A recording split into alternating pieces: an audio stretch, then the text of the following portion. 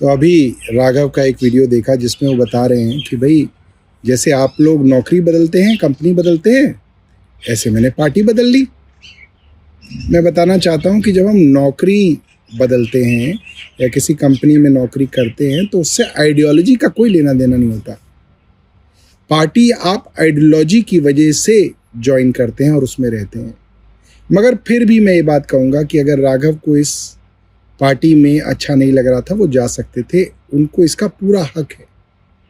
मगर आप कंपनी के अंदर भी नौकरी बदलते हैं तो 3 महीने का नोटिस देते हैं अपने मालिक को, अपनी कंपनी को, कि मैं नई कंपनी में जा रहा हूँ और मेरे पास जो भी नॉलेज है उसका ट्रांजिशन करने का 3 महीने का समय है आपके पास, आप ये करा लीजिए, क्योंकि मैंने इतने साल इस कंपनी के अंदर नौकरी की है तो मेरा दायित्व है ये सब करना।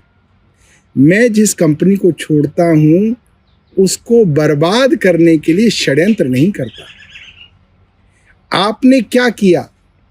आपने जब आपके ऊपर ईडी का शिकंजा कसा तब तय कर लिया कि आप भारतीय जनता पार्टी ज्वाइन करेंगे, मगर आपने किसी को बताया नहीं।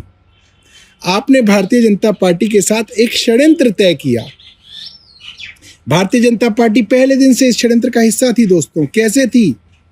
इन्होंने कहा कि मैं अब अपनी एक अलग इंडिविजुअल मिडिल क्लास के मुद्दे उठाने वाले युवा की इमेज बनाऊंगा और उसके अंदर मदद करेगी भारतीय जनता पार्टी। कैसे करेगी?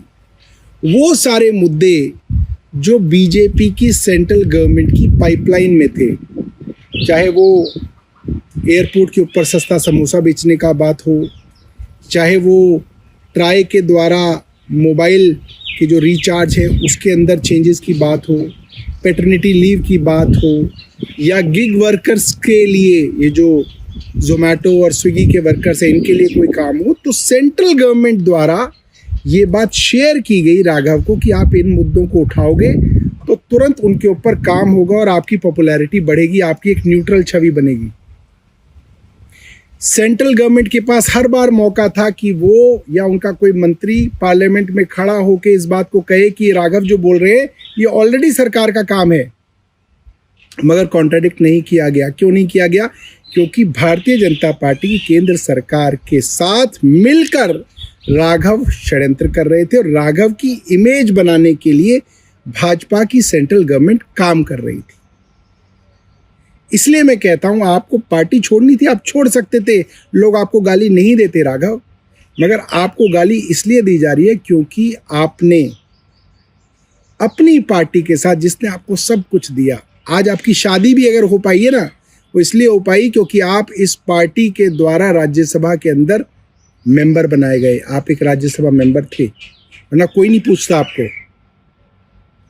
और आपने उस पार्टी से कोई भी नाराजगी हो आपकी, उसके खिलाफ आपने पूरा षड्यंत्र किया। पार्टी की राज्यसभा की पूरी टीम को तोड़ के आप ले गए।